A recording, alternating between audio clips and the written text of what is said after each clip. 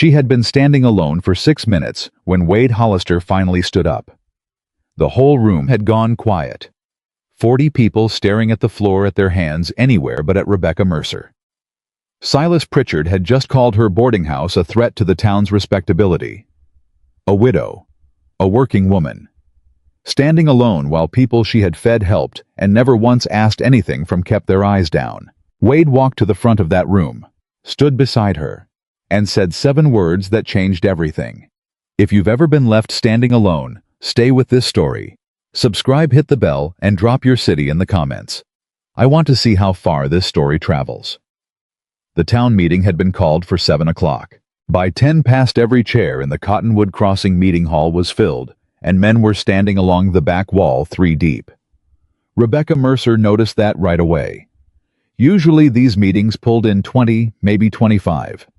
Tonight there were close to 50, and half of them were watching her before she even took her seat. She chose a chair at the end of the 3rd row, not the front.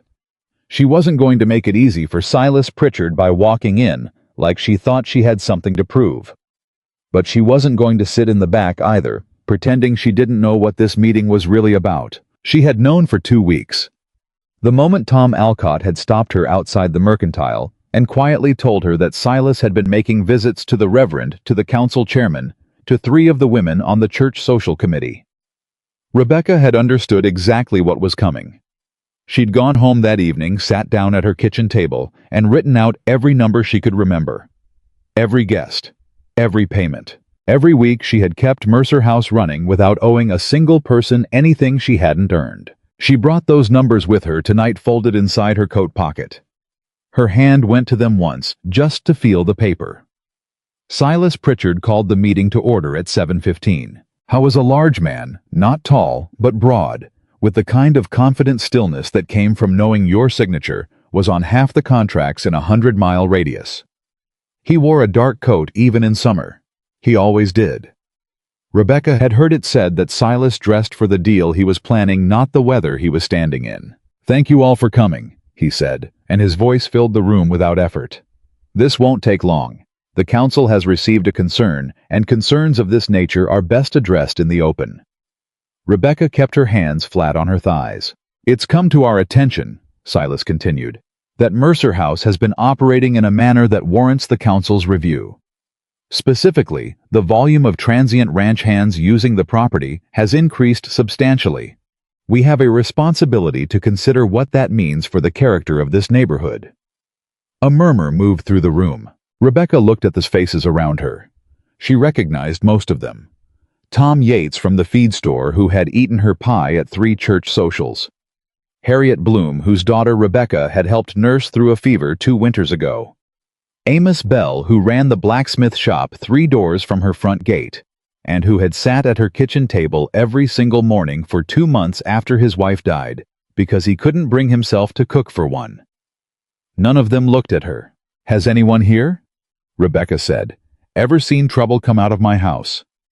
The room went still. She hadn't planned to speak yet.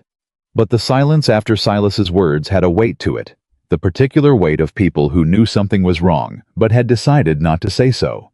And she could not sit inside that weight without pushing back against it. "I'm asking seriously," she said. "Any trouble, any complaint, any incident that required anyone in this room to intervene. Has anyone seen that?" Nobody answered. Silas smiled. It was a patient smile, the smile of a man who had expected this and prepared for it. "Mrs. Mercer," he said, "nobody is suggesting your establishment has produced violence. The concern is one of propriety, of image. A boarding house catering primarily to seasonal ranch labor occupies a particular position in the community's perception, and my boarding house," Rebecca said, "has 7 rooms. I have kept those rooms clean, kept the accounts current, and kept my doors open in this community for 4 years. Every man who has stayed under my roof has been fed, rested, and sent back to work with his wages intact. If that is a problem for this council, I would like to hear the specific ordinance I have violated." She pulled the folded papers from her pocket and placed them on her knee. She did not open them. She just let the room see that she had them. Silas looked at the papers for exactly 1 second. Then back at her. "The council has the authority to review operating conditions," he said. "That is not a violation. That is process." "Then conduct your process," Rebecca said. "I'll wait." The chairman, a thin man named Gorman, who had always seemed faintly uncomfortable in the presence of any conflict he hadn't initiated, cleared his throat. "Mrs. Mercer, the council simply wants to ensure." "Mr. Gorman." Her voice was level. "I've been a widow in this town for 3 years. I have not asked the council for anything. I have paid my taxes, maintained my property, and contributed to this community in every way I know how. If Silas Pritchard has a problem with where my building sits, I'd like him to say that plainly, because everyone in this room already knows that's what this is." The murmur this time was sharper. Silas did not flinch. He simply waited for the room to settle the way a man waits out weather he knows he can outlast. "A respectable woman," he said slowly and clearly, "ought to understand why the town has concerns about the company she keeps." The room went absolutely quiet. Rebecca felt the words land. She knew what he was doing. She was a widow, not married, not protected by a husband's name, not backed by family money or family land. A boarding house run by a woman alone that housed men alone. It didn't matter that every transaction was proper and every record was clean. Silas had just put the suggestion in the air, and suggestions in a small town did not need to be true to do their damage. She looked at Amos Bell, who had eaten her food for free for 8 weeks and never once been asked to account for it. Amos Bell, who knew her better than half the people in this room. I was looking at the floor. She looked at Lydia Crane, who ran the church social committee and who had called Rebecca's preserves the finest in the county not 3 months ago. Lydia was looking at her hands. Rebecca understood. They weren't agreeing with Silas. They were simply unwilling to oppose him. And in Cottonwood Crossing, Wyoming Territory, in the summer of 1887, that unwillingness was enough. She was starting to rise, not to leave, not to concede, but to say something she hadn't yet figured out when she heard the sound of a chair scraping against the floor at the back of the room. She did not turn around immediately. She watched the faces in front of her shift one by one toward the back of the hall. She watched Silas Pritchard's patient smile change not into alarm, but into something more careful, a recalculation. Then she heard the boots, slow, deliberate, coming down the side of the room. Wade Hollister walked past her row without looking at her. He walked all the way to the front. He set a leather-bound ledger down on the table beside the chairman's papers. Not hard, not aggressive, just placed it there with a quiet certainty that made the sound louder than a slam would have been. Then he turned and stood beside Rebecca Mercer. Not in front of her. Beside her. "If none of you will stand with her," he said, "I will." Silas's smile did not disappear. It thinned. "And exactly what does that mean, Wade?" His tone was easy, almost amused. The tone of a man who believed he had anticipated every move. "It means Hollister Ranch is signing a seasonal provisioning agreement with Mercer House." Wade's voice was unhurried. "Starting next month, any of my hands who need meals or overnight lodging while working freight runs through Cottonwood will be housed here. Mrs. Mercer will manage the accounts." The chairman blinked. A business arrangement." "A contract," Wade said. "With terms, with payment, with records. The kind of arrangement this council approves of when it involves respectable enterprises." He looked at Silas, not with anger, with something quieter than anger. "If Mercer House isn't respectable enough for this town, then I'd like the council to explain to me why it's respectable enough for Hollister Ranch to trust with my men and my money, because I'll need that explanation before I sign anything." The room did not murmur this time. It held its breath. Silas let the silence run for a full 5 seconds. He was good at silences. He used them the way other men used words. "This is a business matter," he finally said. "And this is not the venue." "You made it the venue," Wade said. "You called the meeting." Rebecca walked out of that meeting hall behind Wade Hollister, and she was furious. Not at Silas. She had expected Silas. She was furious at Wade, and she needed him to know it before the evening went any further. She caught him on the step outside, while the sound of conversation broke loose inside the hall behind them, like water through a cracked dam. "Mr. Hollister." He turned. You just told 40 people that I need a wealthy rancher to speak on my behalf. She kept her voice low, but she did not soften it. I had the floor. I had my records. I was managing. Wade looked at her steadily. He had the kind of face that didn't rush to expression, not cold, just unhurried. I made myself a customer, he said. You made yourself my defender in front of the entire council, and you did not ask me first. No, he agreed. I didn't. She waited for the apology, or for the explanation that would double as one. It didn't come. I wasn't defending you, he said instead. I was protecting a business investment. You don't have a business investment. You announced one. Semantics. Mr. Hollister. Wade. She stopped. Looked at him. I was watching her with the same unhurried attention, and she realized he wasn't dismissing her anger. He was just not frightened by it. If you want to walk back in there and tell Gorman the arrangement is off, he said, I'll follow your lead. But Silas will have what he came for, and you'll spend the next 6 months fighting on his ground instead of yours. She said nothing. The contract is real, he said. It's not charity. My hands do run freight through town. They do need meals and lodging when they stay over. I've been paying Pritchard's boarding rates at the hotel for 2 years, and they're robbery. He paused. You'd actually be doing me a favor. Rebecca looked at him for a long moment. Let me see the contract, she said. He reached inside his coat and produced a folded paper. She took it, opened it right there on the step in the last of the evening light, and read every word. He waited. This rate is too low, she said.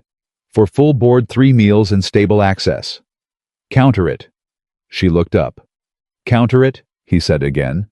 That's a draft. I expected negotiation. She took a pencil from her coat pocket. She always carried one, and made 3 changes to the document.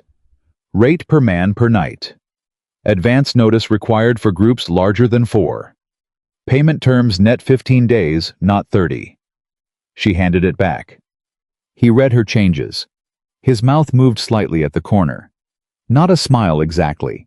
Something smaller than a smile, but related to one. Agreed, he said. Then we have a contract, Mr. Hollister. Wade. We'll see, she said. She didn't sleep well that night. Not because of Silas.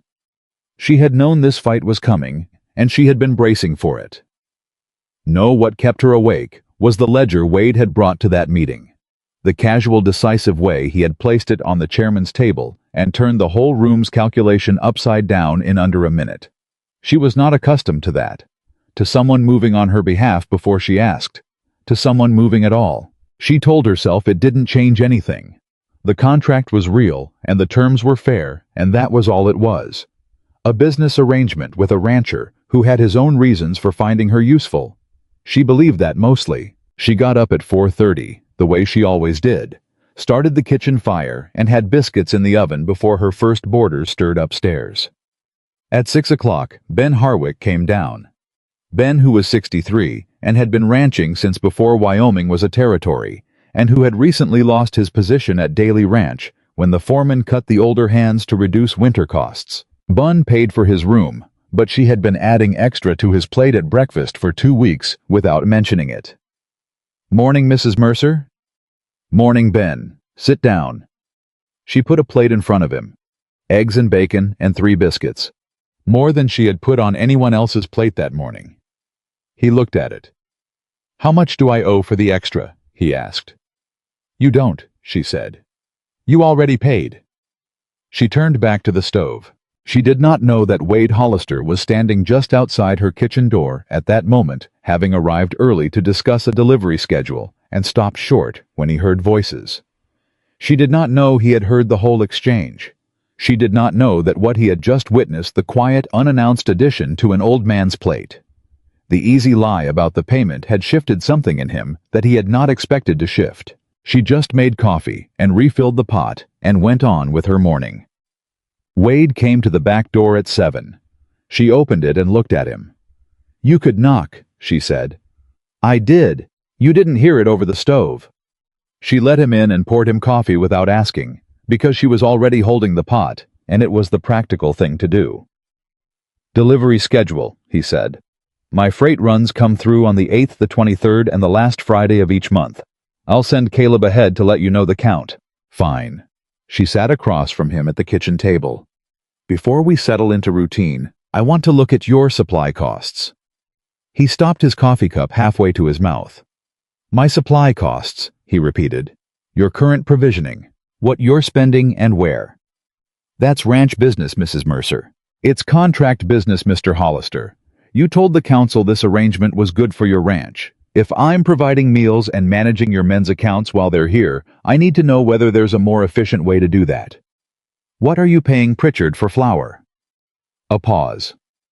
11 cents a pound. Rebecca set her cup down. I can get you 9.5.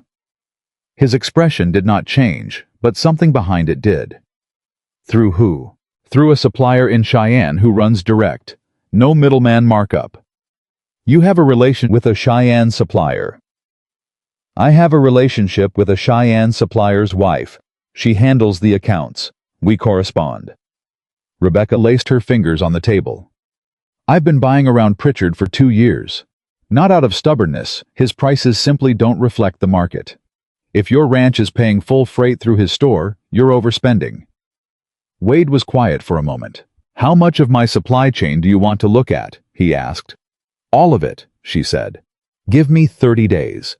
If I can't reduce your provisioning costs by at least 12%, I'll reduce my contract rate by the same margin. And if you can, I keep the difference as a finder's percentage. We settle accounts monthly. He looked at her over the rim of his coffee cup. This time, the corner of his mouth definitely moved. You renegotiated my contract on the front step last night, he said, and now you're renegotiating my entire supply operation at my own breakfast table. Your breakfast, she said, is going to cost you less than you think. That was also part of the negotiation. He laughed. It was a short sound surprised out of him. She had the distinct impression he didn't do it often. 30 days, he said. Show me what you find. She found plenty. Within the first week, she had pulled together 3 months of his supply invoices. Caleb had brought them over in a saddlebag without comment, which told her the foreman had his own opinions about Pritchard's pricing and sets them against the current market rates she knew from her own purchasing. Flour 11 cents against 9.5. Salt 14 cents a block against 10. Lamp oil 30 cents a gallon against 24. Coffee, she didn't even want to say it. She built a table on 2 sheets of ledger paper, the kind she had been keeping since her first year running Mercer House, and she brought it to Wade on a Thursday evening when he came by to settle his first week's account. He sat at the kitchen table and looked at it in silence for longer than she expected. This is just from what you could verify in 30 days, he said. From 3 months of your invoices against current market. She sat across from him. I haven't looked at your feed costs yet. Don't look at my feed costs, he said quietly. I'm not sure I want to know. You need to know. He turned the page, looked at the total column, set it back down. He's been overcharging me for years, he said. It wasn't a question. Not necessarily charging above what he can legally ask, Rebecca said carefully, but significantly above what the market supports. If you've never compared, you wouldn't know. I trusted the relationship. Most people do. She paused. He's not the only merchant in the territory who does this. He's just the most systematic about it. Wade looked at the paper for another moment. Then he looked at her. Have you been doing this for your own accounts this whole time? He asked. Since my 2nd year, she said. Daniel, she said her late husband's name without flinching the way she had practiced, didn't like detailed records. I did. That's why you're still operating. That and the fact that I get up at 4:30 every morning, she said. The counterattack came on a Monday. She had expected it. She had not expected it to come so quickly or so quietly. She went to confirm her Cheyenne order and received a polite letter, already waiting, already written, before she'd even sent her latest inquiry, explaining that the supplier could no longer extend credit terms to her account. Cash only with a minimum 3-week advance. She read the letter twice. Then she set it down and thought about who would have contacted them and what it would have cost Silas to do it. Not much. A word probably. A suggestion. Silas Pritchard was not a man who needed to spend money to apply pressure. He only needed to remind people of where their accounts sat. She sent the Cheyenne letter and placed an order through a smaller house in Denver, one Silas almost certainly had no relationship with because it was newer and because they dealt primarily in restaurant supply. On Wednesday, 2 women canceled their weekly bread orders. On Thursday, Reverend Talbot paid her a visit. He was a mild man, genuinely good-natured, who tended to visit people when they were in trouble, in a way that managed to be caring and ineffective simultaneously. Rebecca. He sat across from her with his hat in his hands. I want you to know the church holds you in high regard. Thank you, Reverend. This difficulty with Mr. Pritchard, I hope it can be resolved without unpleasantness for anyone. She looked at him. He's pressuring my suppliers, she said. Reverend Talbot looked down at his hat. I'm not certain I'm in a position to speak to business matters. No, she said. I don't imagine you are. He left 10 minutes later, having accomplished nothing, which she suspected was what he had come to accomplish. She went back to her kitchen and pulled out her Denver order and rechecked every line. Wade found out about the Cheyenne supplier on Friday, when Caleb mentioned it in passing, having heard it from a delivery man who had mentioned it to someone at the feed store. He came to Mercer House at noon. The Cheyenne account, he said, standing in her kitchen doorway. Handled, she said. I have a Denver source. I can call in a favor with... No. She did not look up from the flour she was measuring. You stood once. Let me stand now. He was quiet for a moment. Silas will escalate, he said. I know. It's going to get harder before... Wade. She set the measuring cup down and looked at him. I have been managing this building and these accounts and this reputation for 4 years. I managed them when Daniel was sick. I managed them when he died. I managed them through 2 drought summers when half my boarders couldn't pay full rate. She held his gaze. I am not unaware of what Silas Pritchard is capable of. But if you step in every time he applies pressure, then he wins, even if I keep the building, because he will have proven to this entire town that I cannot stand without you. Wade looked at her for a long moment. All right, he said. He meant it. She could tell he meant it. She also noticed that agreeing with her cost him something, not his pride. Nothing as simple as that. It cost him the particular discomfort of a man who is capable of solving a problem, watching someone else carry it because she had told him that was what she needed. That cost, she thought, was not nothing. Stay for lunch, she said. I made extra.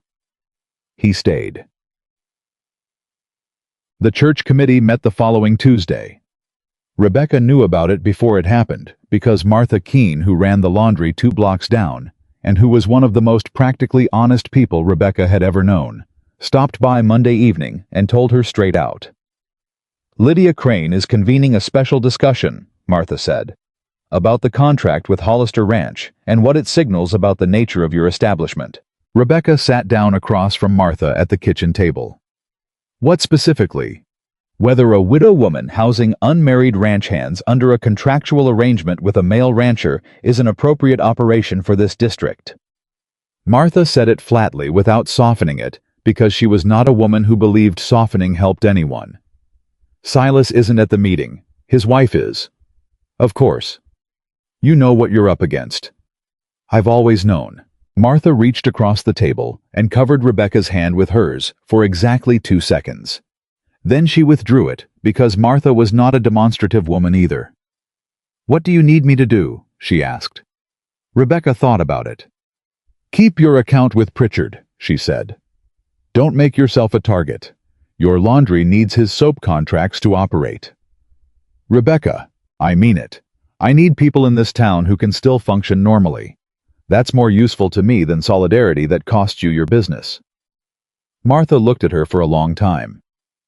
You're asking me to stand down, she said. I'm asking you to stay standing, Rebecca said. There's a difference. The church committee meeting produced no formal statement. Lydia Crane, it turned out, was more complicated than Silas had perhaps calculated. She had opinions about Rebecca's operation, yes, firmly held opinions about propriety and reputation, and what a widow ought and ought not to do. But she was also a woman who did not like being used, and she had begun to suspect by the way Mrs. Pritchard had framed the meeting's purpose that she was being used. She did not act on that suspicion yet, but she did not issue the statement Silas had wanted. It was not a victory, it was a pause. But Rebecca had learned over 4 years of operating on the margins of other people's comfort that a pause could be enough. She was reorganizing her storeroom on a Saturday afternoon, taking inventory, noting what needed restocking, before Wade's men came through next week when she found the box. It was on the third shelf behind the spare lamp chimneys and a sack of dried beans. A plain wooden box with a small brass latch. Daniel's handwriting on the side, the cramped, slightly uneven letters she had spent years reading over his shoulder. Personal B not to open.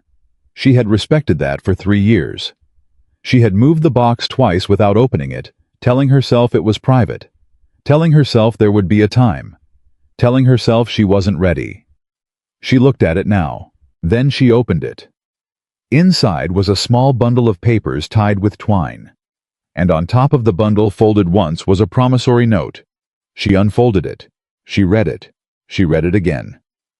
Her late husband, Daniel Mercer, had borrowed money from Silas Pritchard 3 months before he died, to fund repairs on Mercer House, without telling her. The amount was not enormous, but the date of the note and the interest terms attached, and the fact that she had never seen it, never been told, never been consulted, never been given the chance to say whether they needed it or whether there was another way. She sat down on the storeroom floor. Not from grief exactly, not anymore. From something harder to name. The particular feeling of discovering that a person you had trusted had kept from you the kind of information you most needed, and had kept it for reasons that were probably good. Daniel always thought he was protecting her, and that you could not ask him about because he was dead. She sat there for a long time among the lamp chimneys and the dried beans, holding a document that connected her home to the one man she had spent the last 4 years fighting. And she thought, I will need to know exactly what this says. All of it. Every number. She got up, folded the note, put it in her coat pocket next to the papers she always carried. Then she went back to work. She brought it to Wade that evening. She had not planned to. She had planned to look at it alone, compare it against her own records, think it through, and decide. But the numbers on the note didn't line up with the numbers she remembered, and the discrepancy was small enough that she might be wrong, and she needed someone who would look at figures without immediately trying to solve them. She thought Wade might be that person. She wasn't sure, but she thought so. She put the note on his kitchen table. He had invited her to review the feed cost ledgers, which was why she was there, and watched his face. He read it. His first words were, "How much?" She took the note back and folded it. He stopped. She watched him understand what he had just done. "No," he said. "Wrong question." He set down the ledger he'd been holding. "What do you want to do?" She looked at him for a moment. "I want to know whether I truly owe it," she said. "Then that's what we find out." "It might take time," she said. "I have to go through everything. Daniel's records were—" She paused. "He wasn't a careful bookkeeper." "I know." He said it without judgment. "You want help, or do you want space to work?" "Space," she said. "But I want you to know it exists, because if Silas knows it exists—" "He'll use it," Wade said. "Yes." They looked at each other across the table. "How long did he know?" Wade asked. "Since Daniel died, I'd imagine," she said. 3 years. Wade was quiet for a moment, thinking something through. She could see it on his face, the calculation, the question of why Silas had waited this long. She had been thinking the same thing.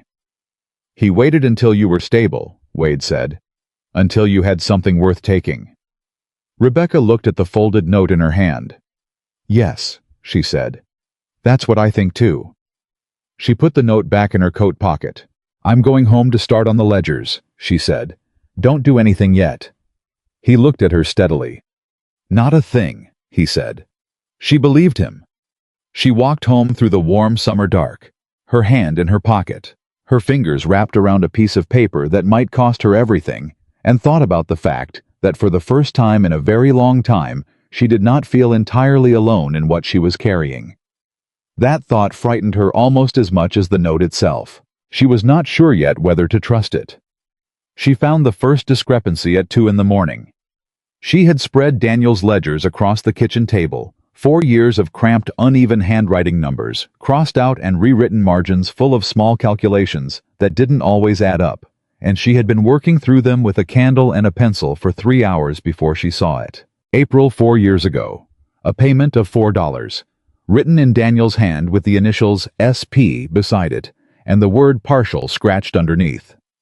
She went back to the promissory note. The note showed no payments recorded against it. None at all. She sat very still. $4 wasn't much, but it was something. And if Daniel had paid something, even a small amount, and Silas had not recorded it, then the question wasn't just whether she owed the debt. The question was whether Silas's accounting could be trusted at all. She turned to the next month. May, $7. SP again. Partial. June, $11. She turned pages faster. By 3 in the morning, she had found 9 separate payments spread across 14 months, totaling just over $80. Daniel's handwriting. Silas's initials. None of them appearing anywhere on the promissory note Silas had presented as the full record of the debt. She set down her pencil, looked at the ceiling, breathed once slowly. Daniel hadn't hidden the debt from carelessness. He had been paying it. Quietly, without telling her, the same way he had taken out the loan without telling her, trying to manage something he thought was his, to manage paying it down in small amounts. He thought she wouldn't miss, probably intending to have it settled before she ever knew. He had died before he got there, and Silas had kept the note as if those payments had never happened. She put on a fresh pot of coffee. It was going to be a long night.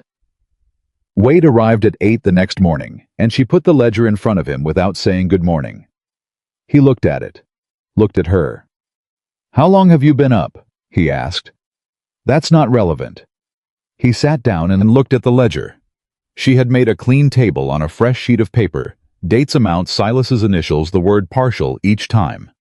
$83.50 paid and unrecorded. Wade was quiet for longer than usual.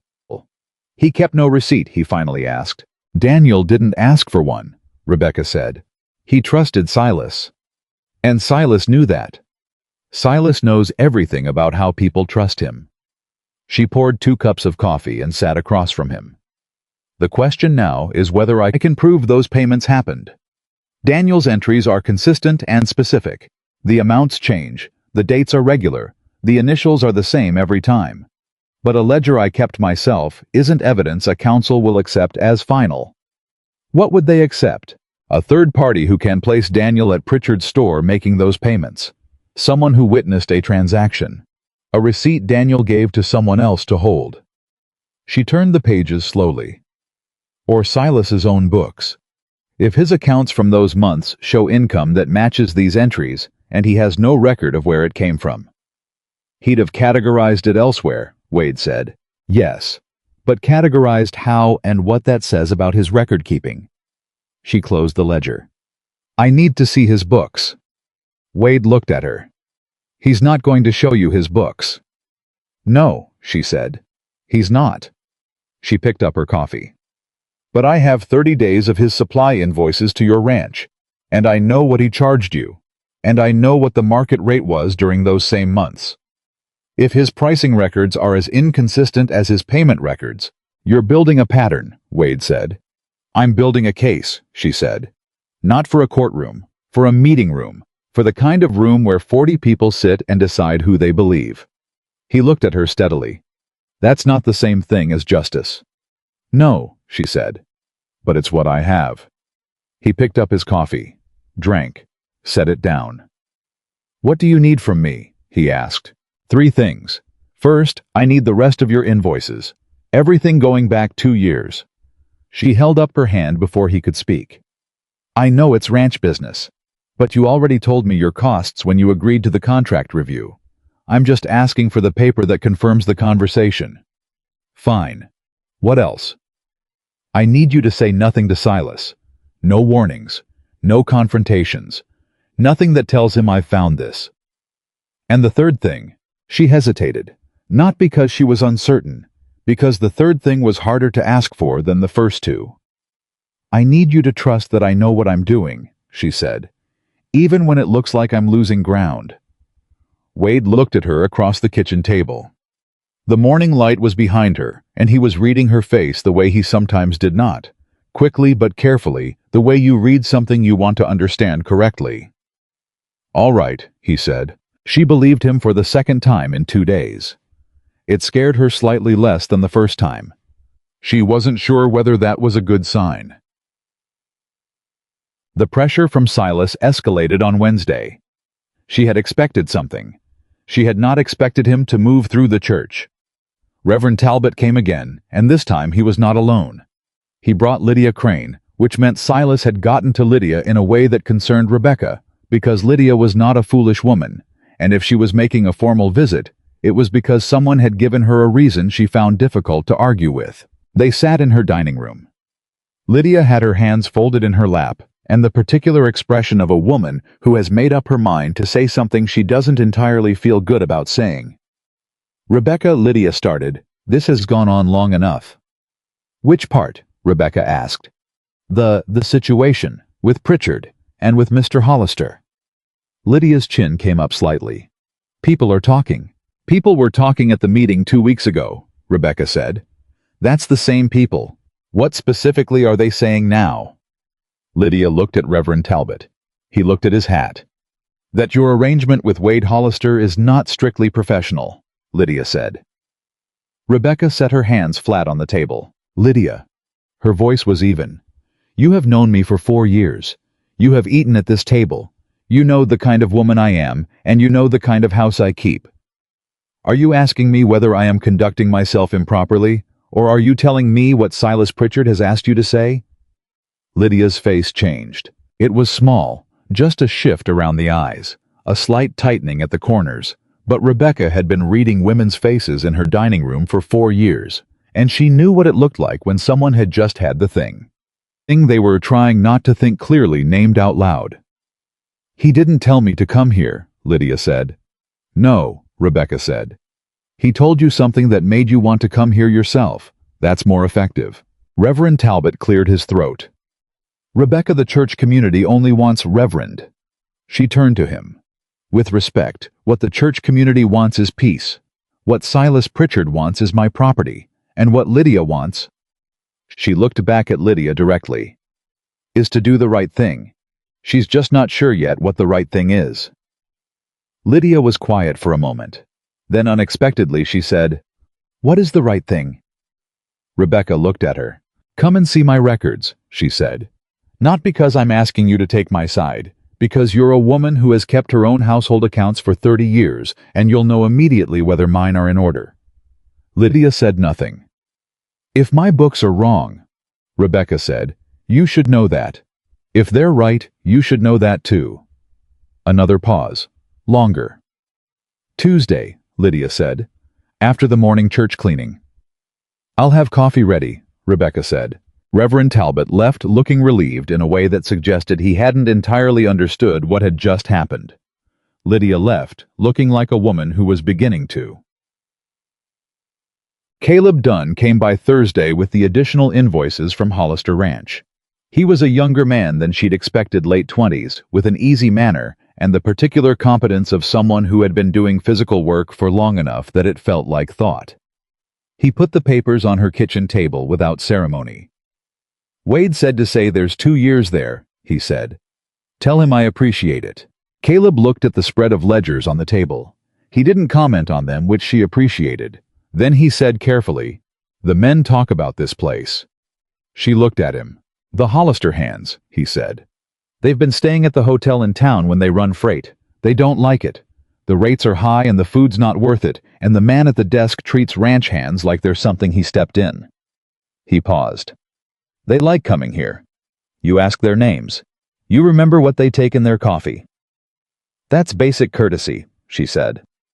Yes, ma'am, Caleb said. But it's less common than you'd think. He left. She looked at the stack of invoices he'd brought. Then she sat down and started working. By Saturday, she had a comparison she could have put in front of any merchant in the territory. Hollister Ranch's supply costs through Pritchard Mercantile ran consistently 20 to 28% above comparable market rates. Not occasionally. Not in certain categories. Consistently across flour, salt, coffee, oil, feed, and dry goods over 2 years every invoice. That wasn't ordinary markup. Ordinary markup was 5 to 10%. Silas was running a systematic premium on every rancher in Cottonwood Crossing who bought exclusively through his store. She made 2 copies of her comparison table. Put one in her coat pocket. Put the other in the wooden box with Daniel's promissory note. Then she thought about who else in this town was paying Pritchard's prices and didn't know what the market actually looked like. The answer, she realized, was probably most of them. She didn't tell Wade what she'd found. Not yet. He came by Monday with his foreman to settle the first contract payment, and she processed it efficiently and gave him a receipt and poured coffee and said nothing about the invoices. He looked at her once with that careful reading look, and she shook her head slightly. He didn't push. She noticed that about him he had stopped pushing when she told him to, and he had kept stopping consistently, even when she suspected it cost him something. That was not a small thing. She had been married to a man who loved her and kept things from her to protect her, and she had spent 3 years learning what that protection had actually meant. Wade's restraint felt different. It felt like he was taking her seriously in a way that Daniel, despite everything, had not. She did not say this to anyone. She barely let herself think it clearly. But she thought it. Tuesday, Lydia Crane arrived at 9:15 with her coat buttoned to the throat, even though it was warm, which meant she was treating this as a formal occasion. Rebecca brought out the coffee, the household ledgers, the payment records, and the comparison table she'd built from Hollister's invoices. She laid them out in order on the dining room table and stepped back. "Take as long as you need," she said. Lydia sat down. She was a precise woman. She started at the beginning of the household ledger and worked forward page by page, running her finger down the columns with the focused attention of someone who had been managing her own accounts since before Rebecca was born. She said nothing for 20 minutes. Rebecca refilled her coffee. Waited. "These payments," Lydia said finally. She was pointing at Daniel's entries. "The SP column. The partial notations. These are consistent with someone making regular partial payments against a note." "Yes," Rebecca said. "And the note Silas presented shows no payments." "None." Lydia looked up. "That doesn't necessarily mean fraud. Records go missing. Payments get miscategorized." "I know," Rebecca said. "Look at the next page." Lydia looked at the comparison table. She was quiet for longer this time. "This is his markup structure," she said. "Across 2 years of Hollister invoices. Against market rate. Against verified market rate, yes. From 3 independent suppliers I correspond with." Lydia set the paper down, picked up her coffee, drank. "How many ranchers in this area buy primarily through Pritchard?" she asked. "I don't know exactly," Rebecca said. "Enough." Another pause. "My late husband managed our household accounts," Lydia said, "for the last 6 years of his life." Rebecca waited. "I never looked at the Pritchard invoices in detail," Lydia said. "He handled it." She did not say anything more for a moment. Rebecca could see it happening. The question forming the arithmetic, beginning the particular slow horror of a careful woman, starting to understand that she might have been paying a premium for years without knowing. "Lydia," Rebecca said carefully, "I'm not asking you to make an accusation. I'm asking you to look at what the evidence shows and decide what you actually believe." Lydia set down her cup. "I signed a receipt," she said. Rebecca went very still. 3 years ago," Lydia said, "my husband was ill. A man came to the door, Daniel Mercer, and he was there to make a payment to the mercantile. My husband's hands shook too much by then. He asked me to sign the receipt as witness." She looked at Rebecca directly. "I signed it. I still have it in my household file." The room was absolutely silent. Rebecca did not move, did not speak. Let the moment hold itself. I thought it was odd at the time, Lydia said, that a payment would come to the house, but Silas had been accommodating my husband's condition by then letting accounts settle on our schedule, and I thought perhaps it was the same for others. She paused. It wasn't odd, was it? No, Rebecca said quietly. It wasn't odd. It was Daniel paying a debt and Silas choosing not to record it at the store, because if it wasn't on the store books, it couldn't be traced. Lydia sat with that. I misjudged you, she finally said. A lot of people have, Rebecca said. It's not personal. I was unkind in my thinking. Lydia straightened. She had the dignity of a woman who apologized once cleanly and didn't repeat herself. What do you intend to do?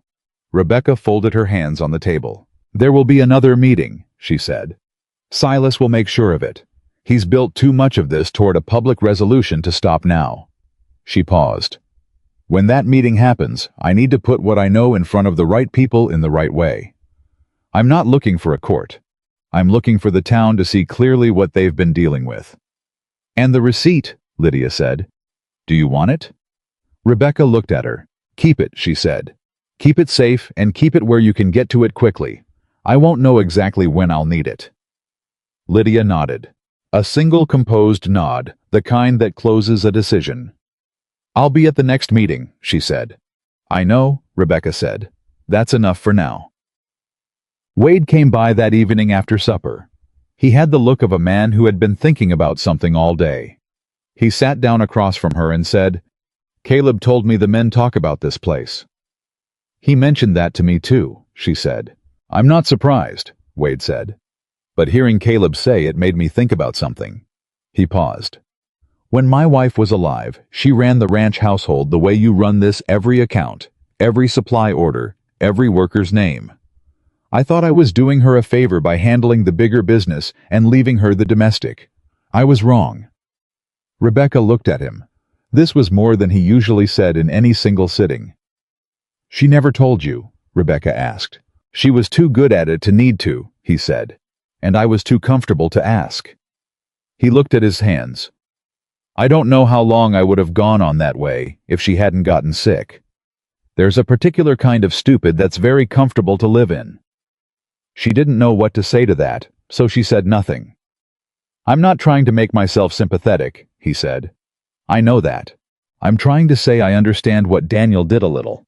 He looked up. And I understand why it made you angry. It made me... She stopped, started again. It made me feel invisible, like he thought the best way to take care of me was to take me out of my own life. Yes, Wade said. That's exactly it. They sat with that for a moment. Did you find what you needed in the invoices? He asked. More than I needed, she said. And, she told him, not all of it. Not Lydia, not the receipt, not yet, because she needed to keep certain things contained until the right moment.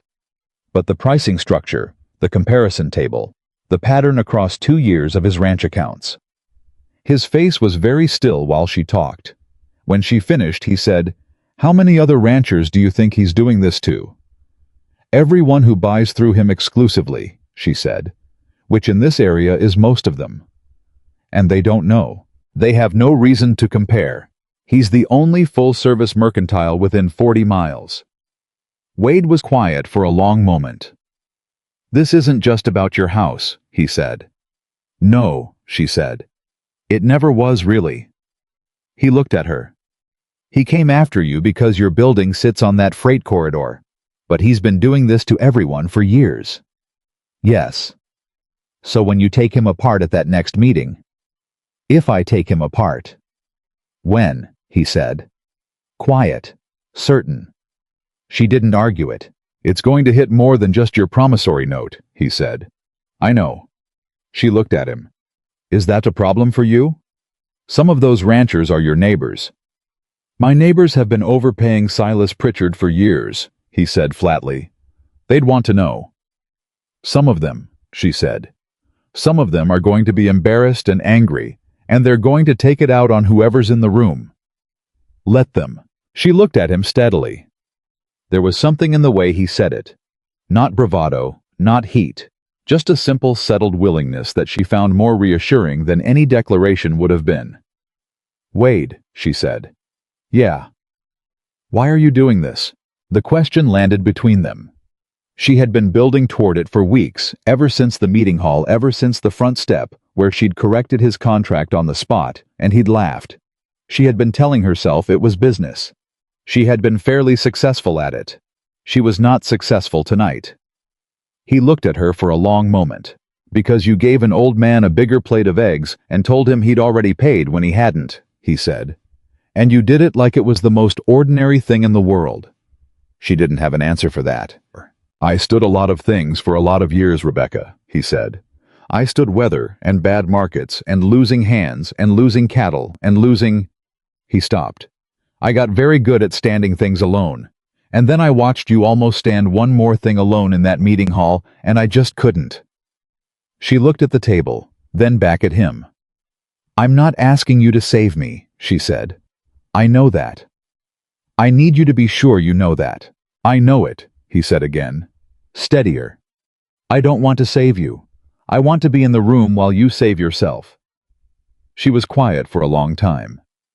Outside, the evening had gone full dark, and the kitchen was warm, and the candle between them was burning low, and she thought about how long it had been since she had sat in her own kitchen with another person, and felt not safe exactly, but less alone in the specific way that loneliness came for her. "There's going to be another meeting," she said. "Silas will call it, probably within the week." "I'll be there," he said. "You might not need to say anything." "Then I won't." He paused. "But I'll be there."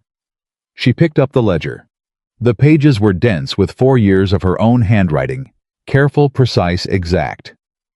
Everything she had built against the particular vulnerability of being a woman alone in a world that would prefer her dependent. She was not dependent. She had never been. She had just finally let one person stand close enough to see that. "The night this is over," she said, "I am going to sleep for 12 hours straight." "You've earned it," he said. "Not yet," she said. "But I'm going to." She did not smile.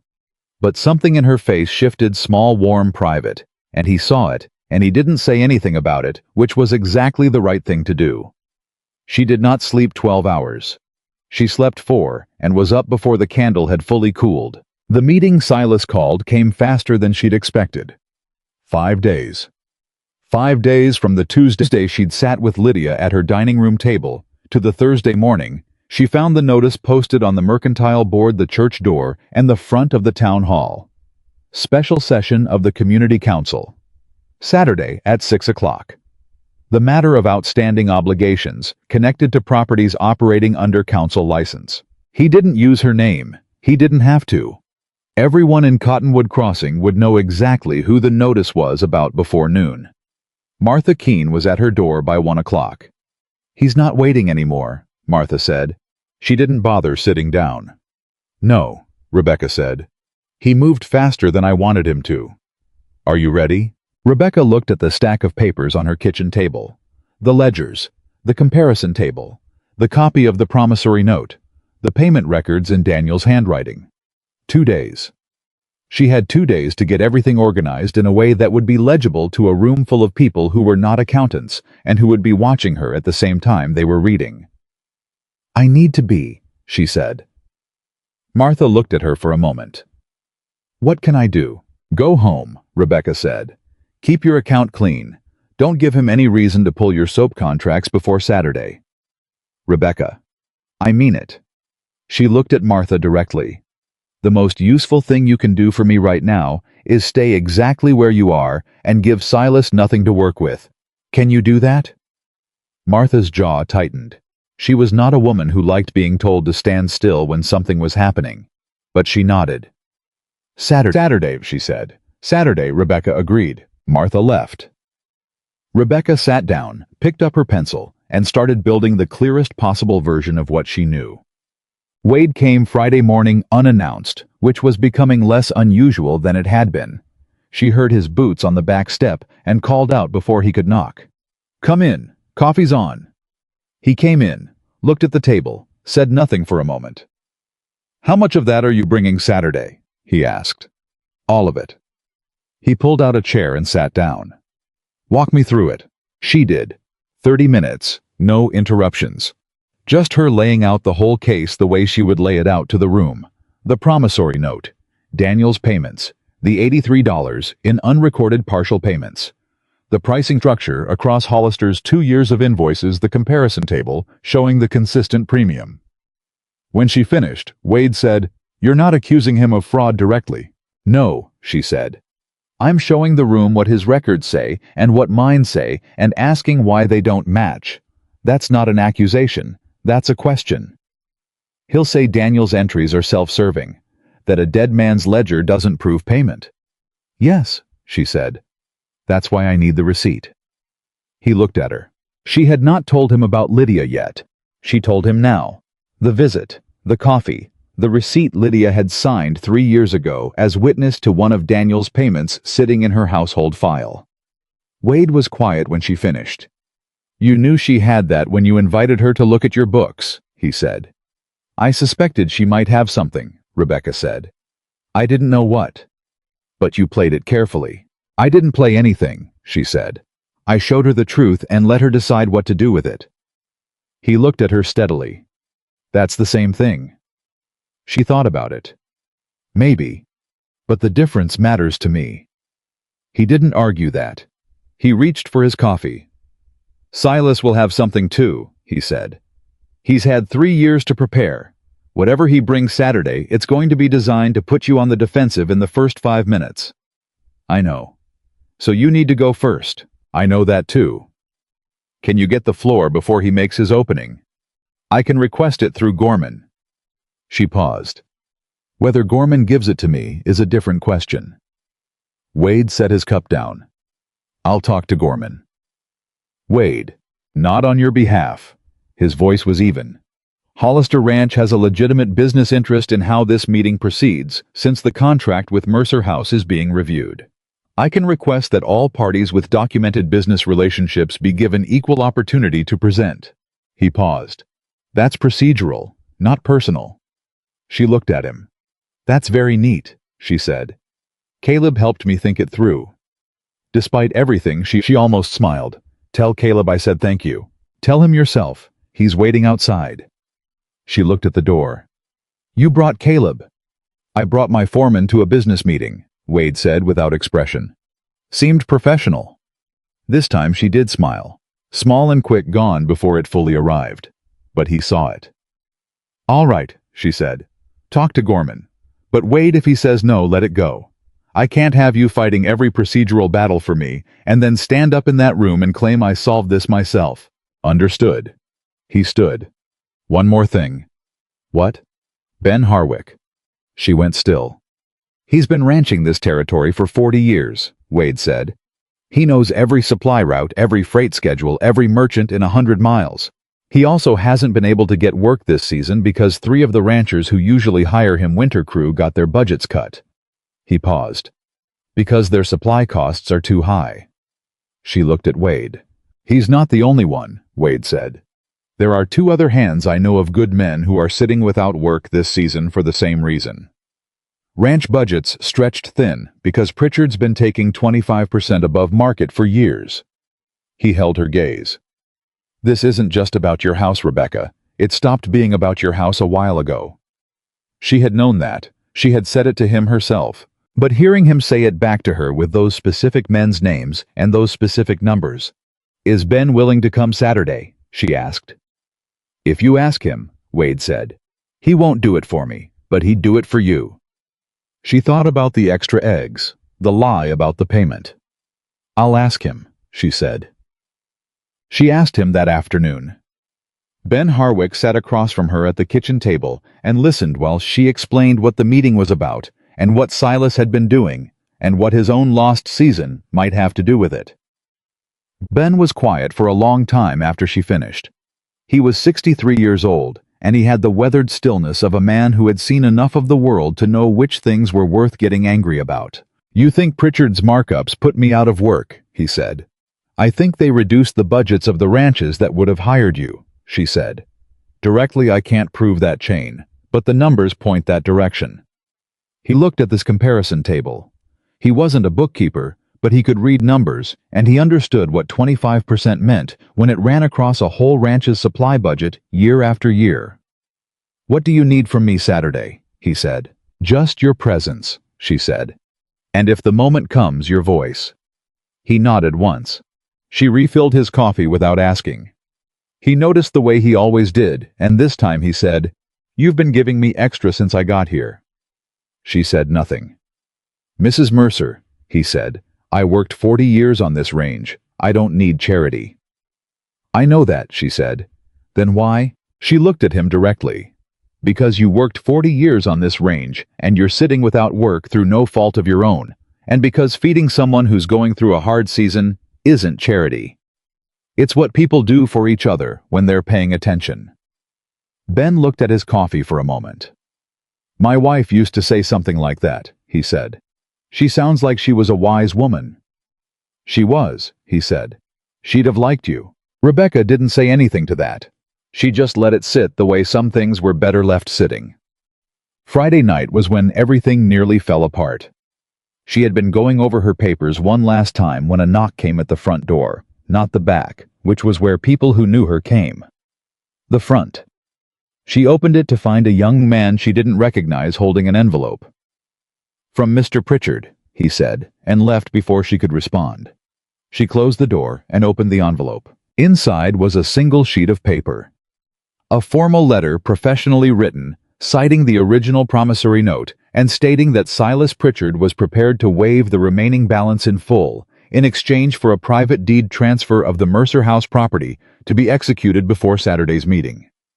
The letter further stated that if the deed transfer was completed, no public proceedings would be necessary and the matter would be considered fully settled. Howe was offering to forgive the debt entirely in exchange for her house. She read it twice. Then she set it on the kitchen table next to her ledgers and stood there looking at it. He was afraid. That was what the letter meant. Not confident. Not certain of his position. If he had been certain, he would have waited for Saturday and used the meeting as his platform. Instead, he was trying to settle privately tonight before she could walk into that room with her papers. He had seen something in the days since he'd called the meeting. Something that told him his position was weaker than he'd calculated. Lydia. It had to be Lydia. Someone had seen Lydia coming to Mercer House on Tuesday, or Lydia had said something to someone, or Silas had asked his wife to inquire, and gotten back an answer he didn't like. He knew the receipt existed. Rebecca picked up the letter, held it. Everything she had built over 4 years was in this house. Every early morning, every careful ledger entry, every meal she had cooked for men who were passing through, and women who needed somewhere quiet, and travelers who never came back, and regulars who had become something closer to neighbors. 4 years of building something that was hers. He was offering her clean hands and a clear debt and a road out of the fight. All she had to do was walk away from the only thing she had built since Daniel died. She set this letter down, picked up her pencil, wrote on the back of the envelope in her clearest handwriting, "The answer is no. See you Saturday." She put it back in the envelope, sealed it, and left it on the front step to be collected. Then she went back to her papers. She did not sleep at all that night. Saturday arrived gray and cool, the kind of Wyoming summer day that couldn't quite decide if it was still spring. Rebecca arrived at the meeting hall 30 minutes early. She set her papers on the front table, not the side, the front, and arranged them in the order she intended to use them. Gorman arrived at 5:40 and looked at her papers and looked at her and said uncertainly, "Mrs. Mercer, the table at the front is generally reserved for parties with documented business before the council," she said. "I have a document filed with this council for my operating license, a contract currently under review and materials relevant to the proceedings. I'm a party with business before this body, Mr. Gorman." Gorman opened his mouth, closed it, went to his seat. Wade came in at 5:50. He sat in the second row, not the back. Caleb sat beside him. Ben Harwick sat 2 seats down. She noted each of them without looking directly at any of them. The room filled. Faster than the first meeting. Word had traveled the way Word always traveled in a town of 900, accelerated and slightly distorted, and arriving at everyone just a little differently. Amos Bell came in at 5:58. He sat near the back. He did not look at Rebecca, but he came, which she noted.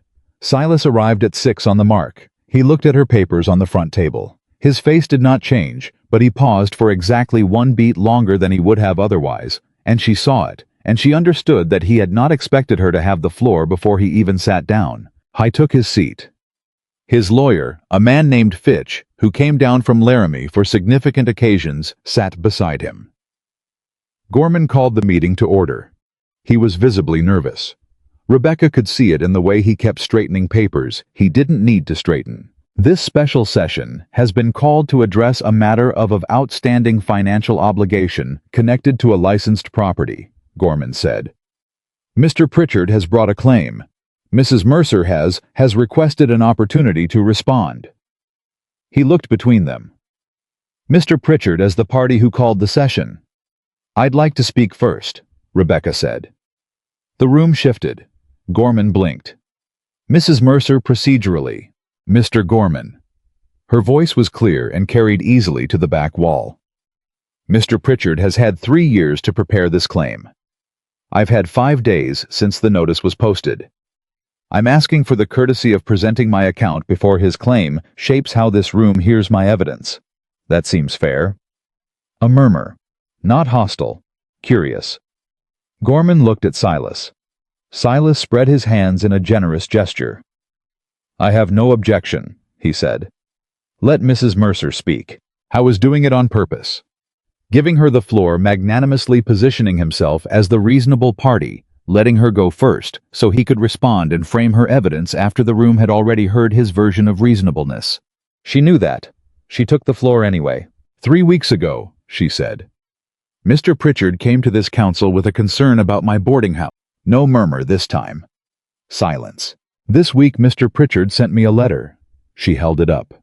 Offering to forgive the debt he's brought before you today, in full in exchange for a private deed transfer of Mercer House, executed before tonight's meeting, so that none of you would have to hear any of this. The silence cracked open into noise. Silas's lawyer leaned toward him. Silas did not lean back. He kept his face composed, but the composure had gone slightly rigid. Gorman gavelled for quiet. I have the letter here if anyone wishes to see it, Rebecca said. I also have the promissory note Mr. Pritchard intends to present tonight, and I have something else. She opened the first ledger. My late husband Daniel borrowed money from Silas Pritchard 3 months before he died. I did not know about the loan. I found the promissory note recently in Daniel's belongings. The note is real. I am not disputing that a debt existed. Another murmur. This one different surprise, some sympathy. What I am disputing is the amount Mr. Pritchard claims remains outstanding, because Daniel paid him, repeatedly, in partial payments over 14 months, and not one of those payments appears in the note Mr. Pritchard is presenting to this council tonight. She laid out Daniel's ledger pages one by one in a line across the front table. The dates, the amounts, the SP initials, the word partial over and over. 9 payments, she said, totaling $83.50, in my husband's handwriting, with Mr. Pritchard's initials beside every one. Silas's lawyer was writing something. Silas himself said evenly, records kept by the debtor are not verification of payment. Anyone can write numbers in a book. You're right, Rebecca said. She looked at him steadily. That's why I'm not asking you to take my word for it. She turned. Mrs. Crane, she said. Lydia stood. The room turned as one. Lydia Crane, Church Committee, respectable widow, the woman whose opinion had shaped this community's social calculus for 20 years, stood up straight and produced a small paper from her coat pocket. 3 years ago, Lydia said clearly and without hesitation, a man came to my door to make a payment toward a debt at Pritchard Mercantile. My husband was ill and asked me to sign the receipt as witness. I signed it. She held up the paper. This is that receipt, in my handwriting, witnessed by me, dated, for $11 paid by Daniel Mercer against an outstanding note. She paused. I have kept it in my household file since the day I signed it, because I keep every document that passes through my hands." She looked at Silas Pritchard. "I don't believe," Lydia said, "that you recorded it." Silas Pritchard stood up. "That document," he started, "is in my handwriting," Lydia said. "Are you telling this room that you don't recognize a receipt your own store issued?" The room erupted. Gorman gavelled 3 times before the noise came down enough to continue. Silas's lawyer was on his feet. Silas himself was speaking in a low, controlled voice to his lawyer, and whatever he was saying, it was not making the lawyer look reassured. Rebecca stood at the front table and waited. She had learned in 4 years of managing difficult boarders and harder mornings, and the specific chaos of a crowded dining room, that the most powerful thing you could do in a moment of noise was hold still. Gorman finally restored enough order to continue. "Mr. Pritchard," Gorman said, "do you have your original store records from 3 years ago?" A pause. "My records are extensive," Silas said carefully. "Locating a specific transaction from that period, it's an $11 payment," Rebecca said. "With a date. How many $11 partial payments on a personal note did you receive in October of 1884? Silas looked at her.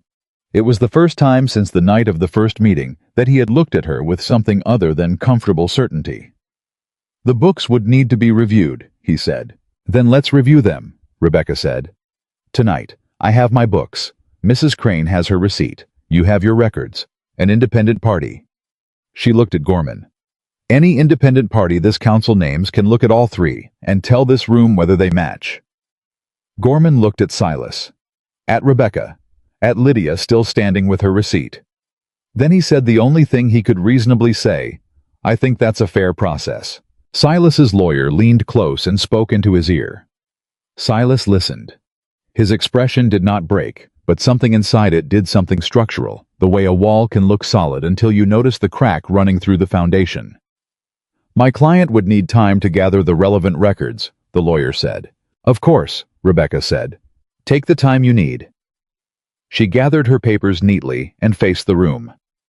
"I want to be clear about something. I came here tonight not to destroy a man's business, but to protect my own.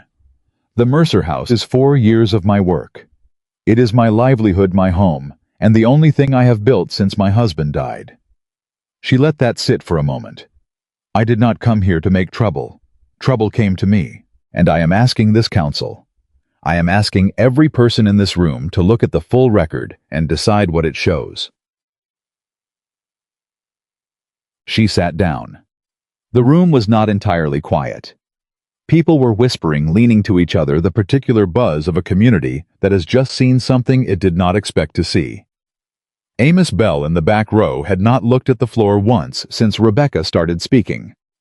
What happened next was not immediate, and it was not clean, because real things rarely were.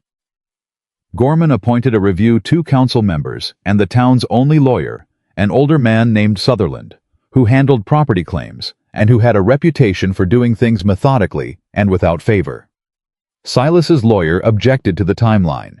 Sutherland overruled the objection by pointing out that if the records were in order, the review would be swift. The meeting adjourned without resolution. That was the hardest part. Rebecca had walked into that hall expecting a verdict. Instead, she walked out with a process, legitimate, fair, and deeply, profoundly unsatisfying in the way that only processes could be. Wade found her on the step outside. He did not say anything immediately. He stood beside her the way he had stood the first night and waited while the crowd moved around them. "He's going to find something in those books," she said. "He's had all week. Whatever is in there will be organized to look as clean as possible." "Maybe," Wade said. "But Lydia's receipt is in her handwriting, with a date. That's not something he can reorganize. He can say it was mislabeled, that the payment was applied to a different account. He'd have to show the other account. He's had 3 years to construct one if he needed to." Wade was quiet. She wasn't wrong, and he wasn't going to tell her she was. "Rebecca," he said. She looked at him. "You just stood up in front of 60 people and laid out a case that made Silas Pritchard's lawyer nervous. You did that with 4 days of preparation, no legal training, and a dead man's ledger. He held her gaze. Sutherland is not Gorman. He's going to look at those books properly, and whatever Silas has arranged in them, it's going to have to explain away a signed receipt that Lydia Crane has been keeping in her household file for 3 years. She breathed out. I just want it to be over, she said. I know. I want to wake up one morning and not think about this first thing. You will, he said. Not yet, but you will. She looked at him. He was standing close enough that she could see the tiredness around his eyes. He'd been carrying this too, in his quiet, unhurried way, carrying it without making it about himself. Why did you really come to that first meeting? She asked. He looked at her steadily. Because I was there, he said. And because nobody else was moving. That's not enough of an answer. It was at the time, he said. She waited. I'd been in that meeting hall a dozen times, he said. Council meetings, water rights disputes, freight negotiations. I'd watched people get outmaneuvered and said nothing because it wasn't my business. I'd watched Silas Pritchard operate for years and accepted it as the way things worked. He paused. And then I watched a woman stand up alone and ask a room full of people if she'd ever caused them trouble, and not one of them could look at her, and I thought, no, not this time. Rebecca looked at him for a long moment. You took a risk, she said. So did you. Every day since. I didn't have a choice. You always had a choice, he said. You could have sold the house 2 years ago when Silas first made the offer. You could have sold it last month when the pressure started. You could have taken his letter last night and signed the deed and walked away with a clean debt and a quiet life. She thought about the letter, the offer, the easy road. That's not a life, she said. No, he said. It isn't. He paused. That's why I'm still here. The street around them had mostly cleared. The meeting hall behind them was quiet. Somewhere 2 blocks over a dog was barking at something in the dark. The review is going to take at least a week, she said.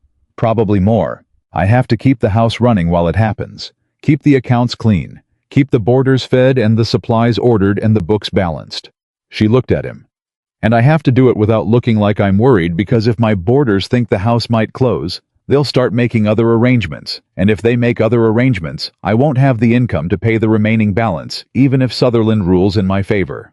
How much would the remaining balance be? He asked. After the payments are credited. I don't know exactly. Maybe $40, maybe less. He didn't say anything. Don't, she said. I didn't say anything. You were about to offer to pay it. He was quiet for a moment. Would it help if I didn't? Yes, she said. It would help very much if you didn't. He nodded. There is one thing I want you to do, she said. Name it. The ranchers in this area who buy through Pritchard exclusively, she said. After this is over, if it goes the way I believe it will, someone should tell them what the market rate actually looks like. Not as an accusation, just as information. I can do that, he said. It won't make you popular with Silas. I stopped caring about that the night I put my ledger on Gorman's table. She looked up at the sky. Clear now, the gray burned off and stars coming through. Wyoming summers did that shifted weather without apology. I'm going home, she said. I'll walk with you. She started to say she was fine, that she didn't need an escort, that she had walked home from this meeting hall alone 100 times. She stopped. All right, she said. They walked. She carried her papers. He walked beside her, not ahead, not behind. The street was quiet around them, and the boarding house lights were on ahead, and she thought about what it would feel like to walk toward those lights and not know if they'd still be hers in a week. She pushed the thought aside. They reached her front gate. Thank you, she said, for walking you home. For all of it. He looked at her for a moment, standing there in the dark outside her own gate, holding her papers. The woman who had just stood in front of 60 people and made a man like Silas Pritchard flinch. Get some sleep, he said. I'll try, she said. She went inside. She did not look back.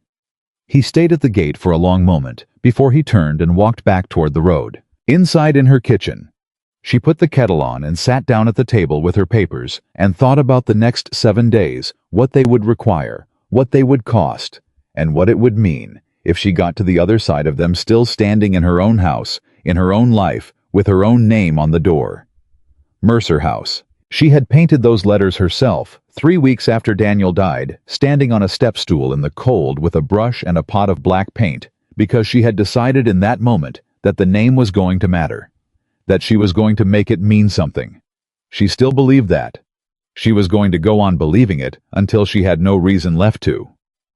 The kettle began to sing. She got up and made her tea and went back to her papers, and she worked until the candle burned low, and she did not stop. Sutherland took 9 days. 9 days. During which Rebecca kept every boarder fed, every account current. Every morning. Fire lit at 4:30. And every thought about what was happening in that review room locked behind a door. In her mind, she did not open during working hours. She could not afford to open it. Mercer House needed a woman who was present and steady, and so that was what she was. Bun Harwick helped without being asked. He started appearing in her kitchen at 5 in the morning, drinking coffee in silence, and when supplies needed carrying, or the coal needed stacking, or the stable wanted mucking out, he simply did it. She did not offer to pay him for the extra work. He did not ask. They had an understanding of the kind that does not need to be spoken to be real. Wade came every second day. He did not come every day because he understood that would be too much, that there was a line between support and surveillance, and he was being careful about which side of it he stood on. When he came, he stayed an hour, drank coffee, asked practical questions about the contract and the supply orders, and left without making her feel like he was checking on her fragility. She appreciated that more than she would have said. On the 4th day, Martha Keene stopped by in the evening and sat across from Rebecca at the kitchen table and said very quietly, "He's been talking to Sutherland's wife." Rebecca set down her cup. Silas. His wife, technically. At the church sewing circle. She was very subtle about it, mentioning how much Sutherland's law office relies on the mercantile's business, mentioning it to 3 different women in the space of 2 hours. Rebecca breathed out slowly. "That's not going to Sutherland directly." "No," Martha said. "That's Silas reminding Sutherland's wife of what her husband's livelihood depends on, without ever saying a word to Sutherland himself." "Can we do anything about it?" "I don't know," Martha said. "But I thought you should know it was happening." Rebecca thought about Sutherland. He was a methodical man, older, with a reputation she had relied on. The question was whether his reputation was stronger than his wife's anxiety about their income. She could not control that. Thank you, she said. "Keep watching." Martha nodded and left, and Rebecca sat alone for a long time, thinking about the ways power operated in a small town. Not through commands, but through suggestions, through implications, through the careful application of pressure in rooms where no one could prove it had been applied at all. On the 6th day, Silas made his second offer. Not a letter this time. He came himself. She heard the knock at the front door at 10 in the morning and opened it, and he was standing there alone, hat in his hand, wearing the expression of a man who had decided to be reasonable. "Mrs. Mercer," he said, "I'd like a word." She did not step back to let him in. "You can have it here." He accepted that. He was a flexible man. She had always known that it was part of what made him effective. "I think we both know that Sutherland's review is going to be inconclusive," he said. "Records from 3 years ago are incomplete on both sides.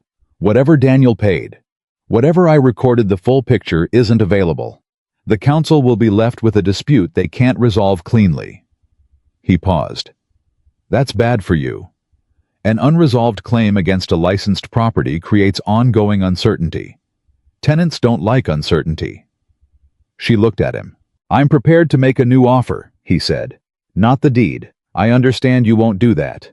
He said it without resentment, as if he had simply recalculated. "I'll settle for fair market value on the remaining balance, whatever Sutherland finds, paid out over 12 months. Small installments. No public judgment, no council ruling. A private settlement properly documented, and the matter is closed." She studied his face. He was good at appearing generous. She had spent 9 days thinking about that. "Why?" she asked. "I beg your pardon. Why the new offer you called the meeting? You have a lawyer from Laramie. You have 9 days of Sutherland reviewing your books. She held his gaze. If your records are clean, you don't need to settle privately. You wait for the ruling and let the council enforce it. She paused. So I'm asking why. Something moved across his face. Not guilt. She didn't think Silas Pritchard experienced guilt in any recognizable form, but a kind of recalibration. The look of a man who has been reminded that the person he is negotiating with is smarter than he had initially priced her. The review is taking longer than expected, he said. My lawyer has other obligations. Your lawyer is here because you have a case worth defending, she said. If the case were straightforward, Sutherland would have finished in 3 days. He hasn't finished because the records aren't straightforward. She looked at him steadily. Mr. Pritchard, I appreciate that you came in person, but I'm going to wait for the ruling. A pause. You're making this harder than it needs to be, he said. You made it hard, she said. The night you sent that first notice to the council, I was making biscuits. I wasn't thinking about you at all. She stepped back. Good morning. She closed the door. She stood in her hallway for 30 seconds, listening to his footsteps on the front walk. Then she went back to the kitchen, sat down, and pressed both hands flat on the table until they stopped shaking. Not from fear.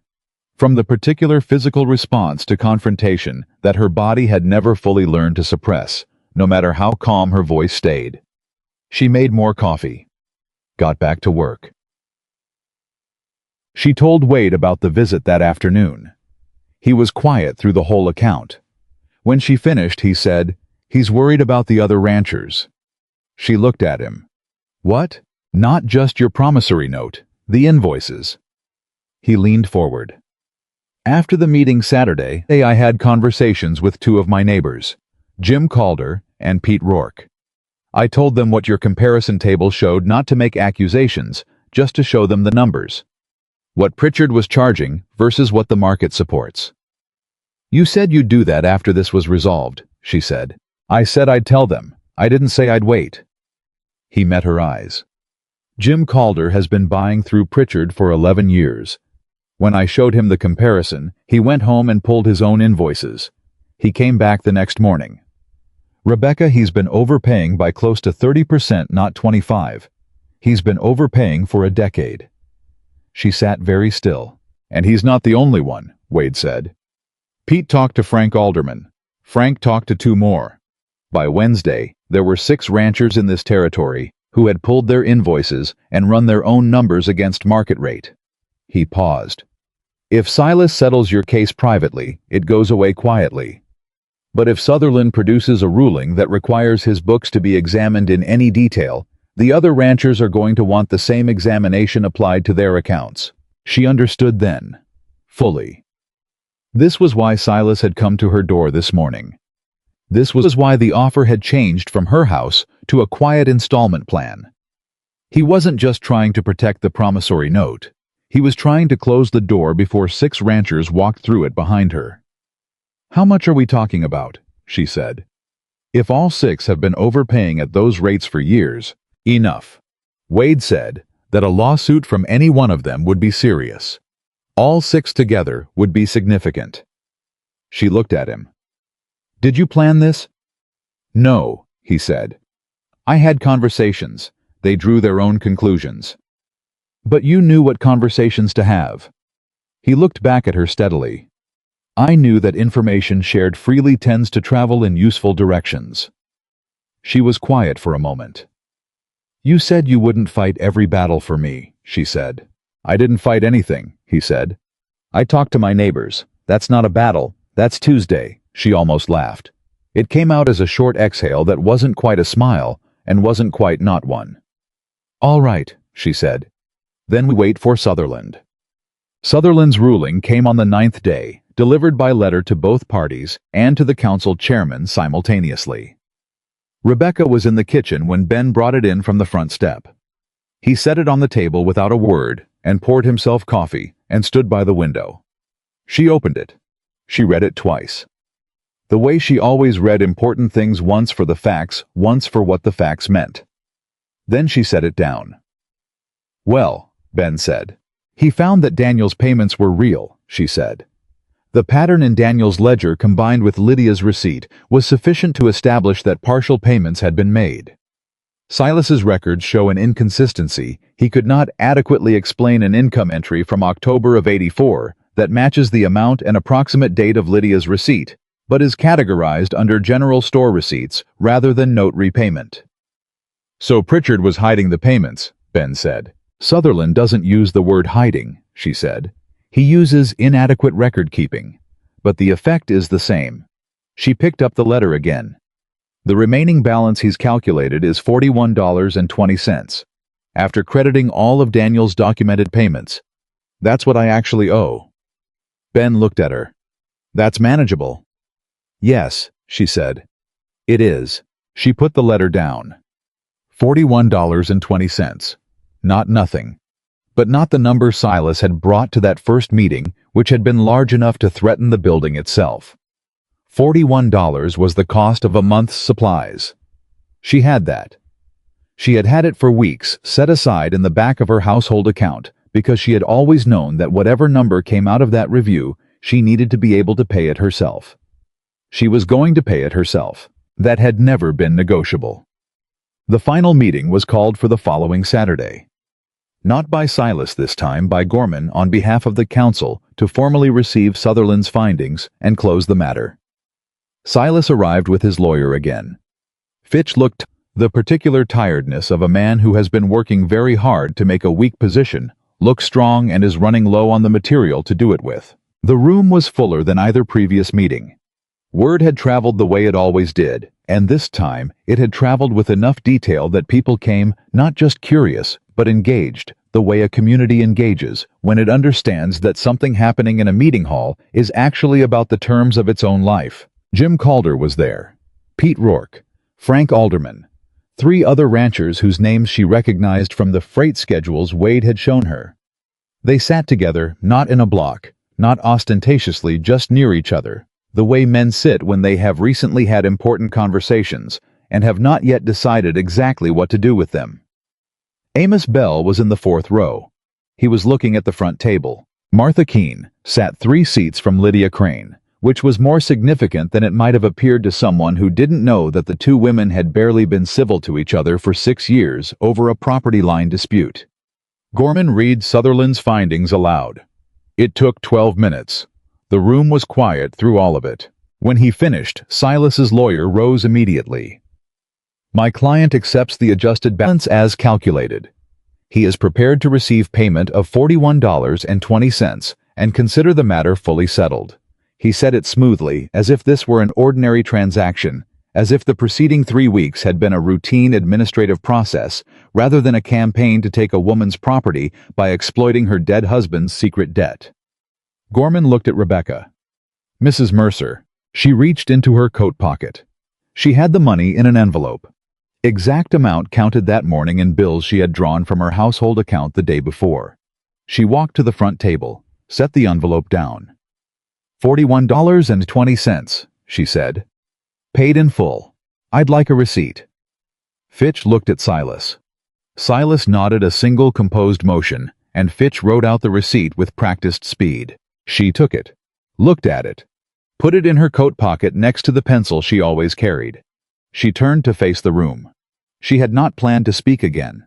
She had planned to let the payment do the talking, let the receipt be the final word, and walk out with her head straight and her house intact. But Jim Calder was sitting in the 5th row, with his invoice records folded in his coat pocket. She knew that because he had told Wade and Wade had told her, and the 6 ranchers near him were there for the same reason, and she thought about the letter Silas had sent her, and the 2 previous meetings, and the suppliers he had pressured, and the church committee he had used, and the fact that $41 was manageable for her, but the same systematic overcharging applied to 11 years of Jim Calder's ranch accounts was not. I want to say one thing, she said.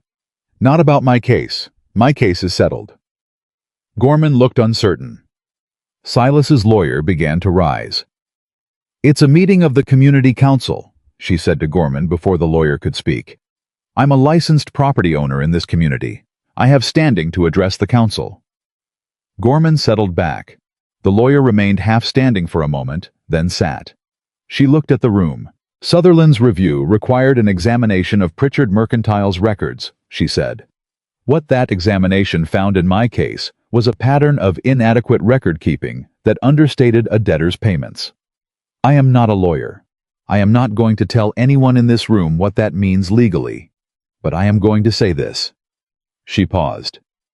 If you have been buying exclusively through Pritchard Mercantile for any length of time, and you have never compared your invoice rates to the open market, you might want to do that, not as an accusation, not as a claim, just as information that I wish someone had given me 2 years ago. She stepped back from the table. The room was completely still. Then Jim Calder stood up. He did not say anything elaborate. He was a ranchman and not given to elaboration.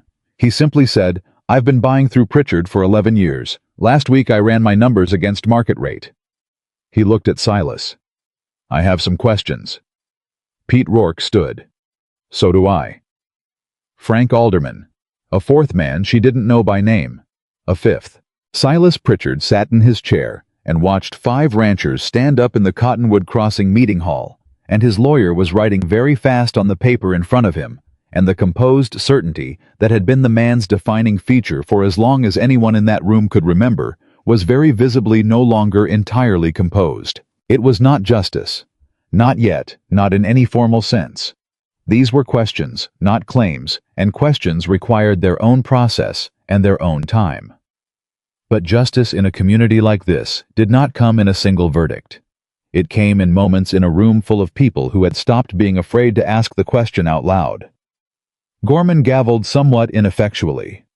The room was not inclined toward orderly procedure at this particular moment. Rebecca walked back to her seat. She sat down, and then Amos Bell stood up.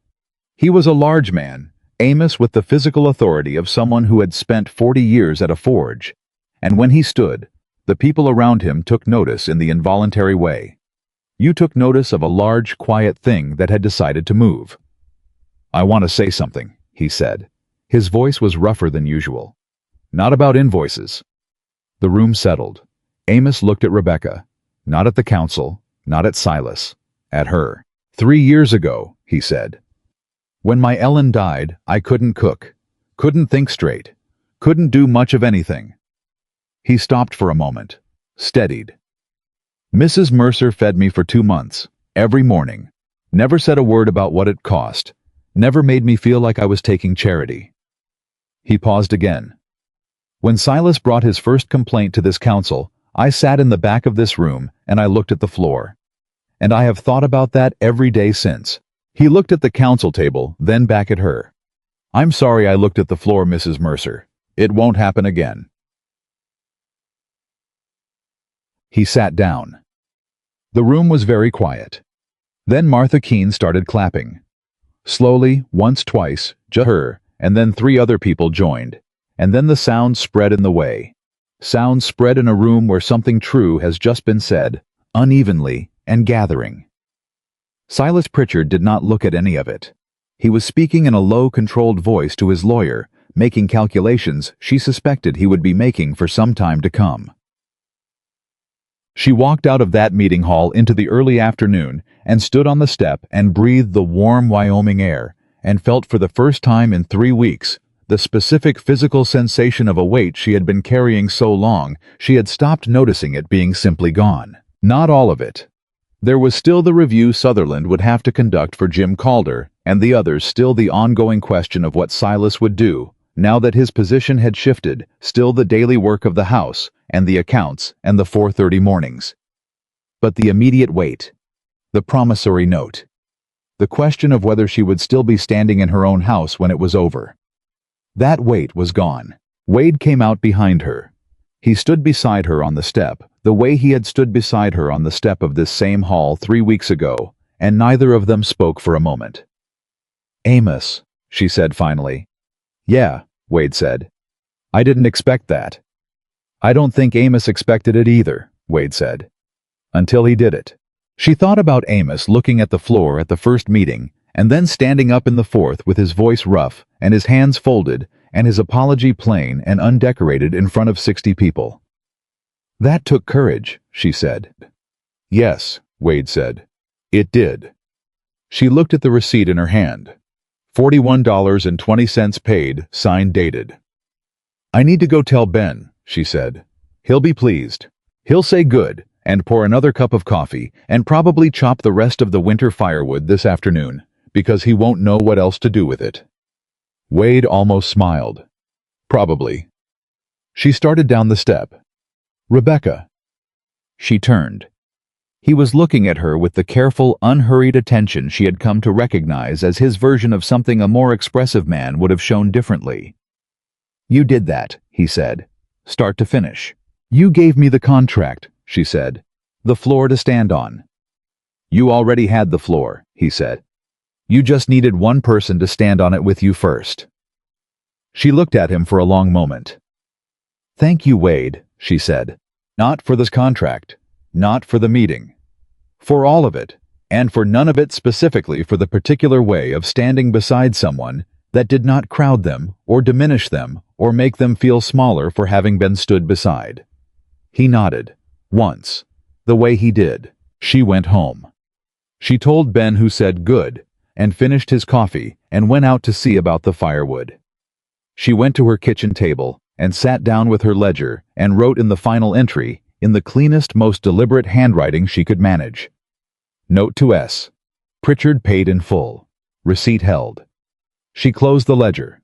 She sat in the quiet of her own kitchen in her own house with her own name above the door and let herself have exactly 10 minutes of doing nothing at all. Then she got up because the supper hour was coming and there were 6 men upstairs who would be hungry, and being the woman who owned Mercer House meant that there was always work to do. She built the fire, started the pot, and she cooked with the particular satisfaction of a woman who knows that everything she is standing in, she earned. The first week after the meeting was the strangest she had known in 4 years, not because anything dramatic happened, because nothing did. The boarders came down for breakfast. She cooked. Bun stacked wood. The supply order from Denver arrived on schedule, properly priced, with a polite note from the supplier's wife, who had become something like a correspondent over the past 2 years. The Hollister freight hands came through on the 23rd, as Caleb had promised 6 of them, and she fed them supper and gave them clean rooms and processed the payment the next morning without incident. Ordinary. All of it ordinary. She had forgotten what ordinary felt like when it wasn't sitting on top of a threat. Martha came by Thursday evening, and they sat at the kitchen table and drank coffee and talked about nothing consequential for an hour. And when Martha left, she said at the door, "You look different." "Do I?" "Less like you're holding something up," Martha said. "More like you're just standing." Rebecca thought about that after the door closed. Just standing. Not braced, not calculating, not managing the 17 things that could go wrong if she relaxed her grip for 30 seconds. Just standing in her own kitchen. It felt, she decided, like something she could get used to. Jim Calder's formal inquiry into his own account with Pritchard Mercantile began the following Monday, handled by Sutherland with the same methodical attention he had given Rebecca's case. By Wednesday, Pete Rourke had filed a separate inquiry. By the end of that week, 4 additional ranchers had done the same, and Sutherland had quietly hired a bookkeeper from Cheyenne to assist with the volume. Silas Pritchard did not close his store. He was too smart for that, and too proud, and probably too committed to the belief that he could weather it. But his lawyer Fitch was seen in town twice more that week, and the word that traveled through Cottonwood Crossing. The specific, reliable kind of word that Martha carried, and Lydia quietly confirmed, and Ben reported from the feed store, was that the inquiries were finding patterns similar to what Sutherland had found in Daniel Mercer's account, not fabricated debts. Silas was not that crude, but systematic overcharging fees categorized incorrectly, interest compounded, without clear authorization, small amounts across many accounts that added up over years to something that was not small at all. Rebecca heard all of this, the way she heard most things from the kitchen while working, while someone sat across from her and talked. She said little. She asked occasional precise questions. She filed the information carefully in the back of her mind and let it settle. She was not the story anymore. She had been for 3 weeks the center of something, and now the center had shifted to a larger accounting, and that was exactly right. That was what she had hoped for when she stood up in that meeting hall and said, "If you've been buying exclusively through Pritchard, you might want to look at your numbers." She had planted a seed. She did not need to tend every inch of its growth. Wade came on Saturday. Not for the contract. Not for the supply accounts. He came at 2 in the afternoon, which was not a typical business hour, and he was not carrying any paperwork. He stood at her back door and said, "I'd like to take you to supper at the ranch Sunday evening. Not ranch hands, not business, just supper." She looked at him for a moment. "Are you courting me, Mr. Hollister?" she asked. He held her gaze steadily. "I'm trying to." She had expected the words. She had been turning the possibility over in the back of her mind for weeks in the quiet moments between one task and the next. The way you turn something small and significant over to see how it catches the light. She had expected the words, and she had thought she knew how she would respond. But now he was standing in her doorway saying them, and she found that she had not entirely prepared for how simply and seriously he meant them. "You're not very good at it," she said. "No," he said. "I'm not." He didn't look embarrassed. He looked like a man who had decided to say a true thing and was comfortable with its truth.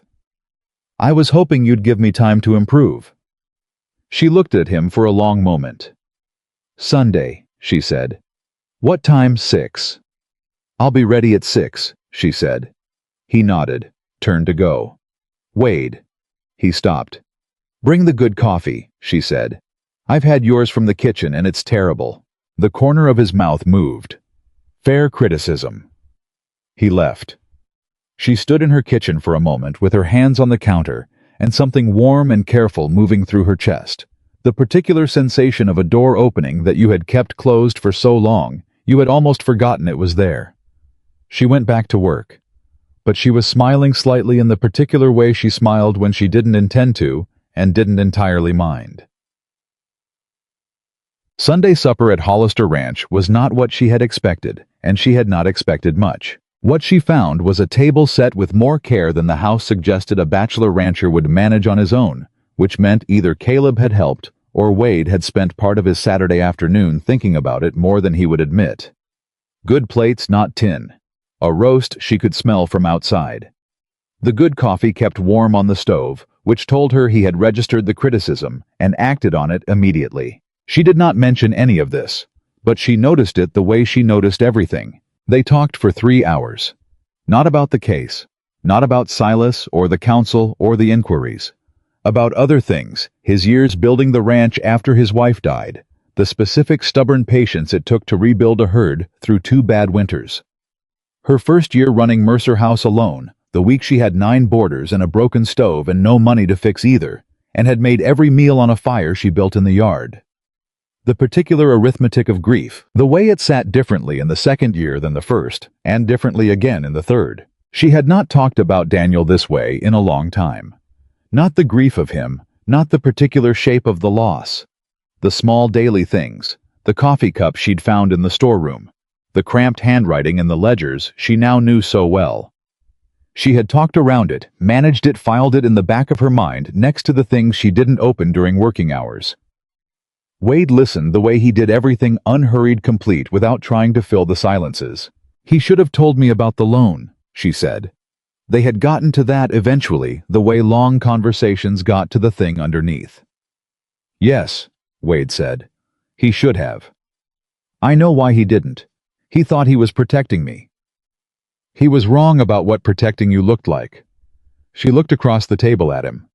"So were you at first. That first morning when you asked how much." "Yes," he said.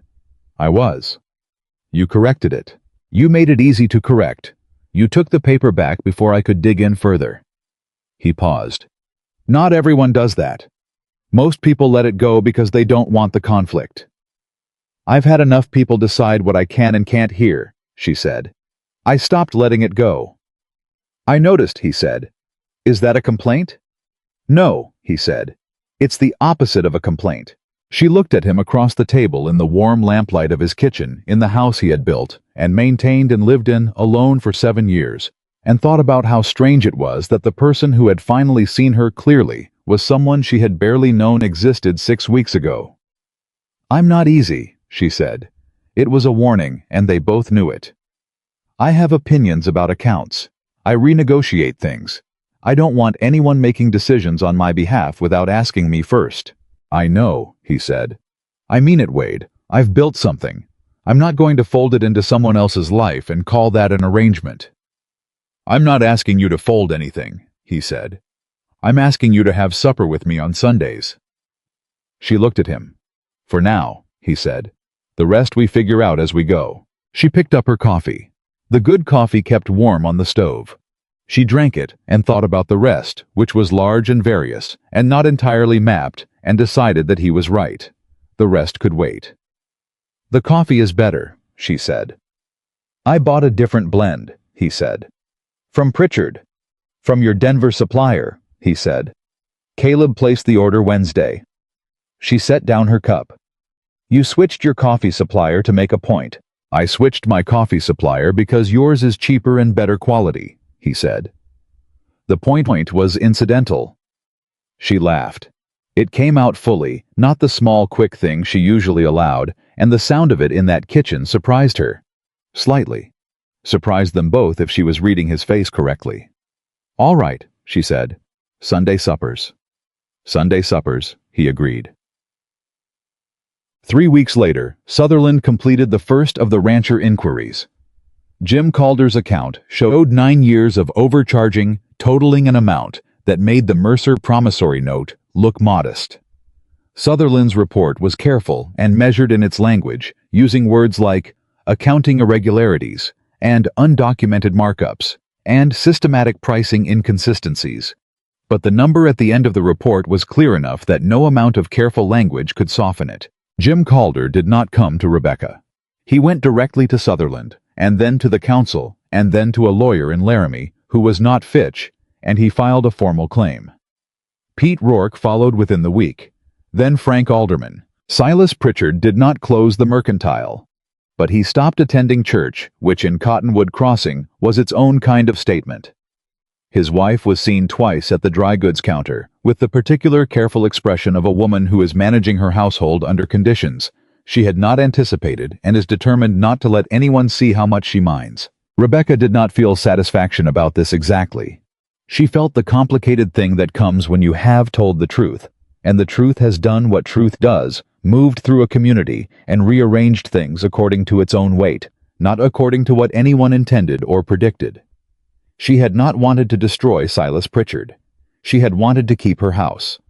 What had grown from that was larger than her and no longer in her hands, and she had made her peace with that distinction.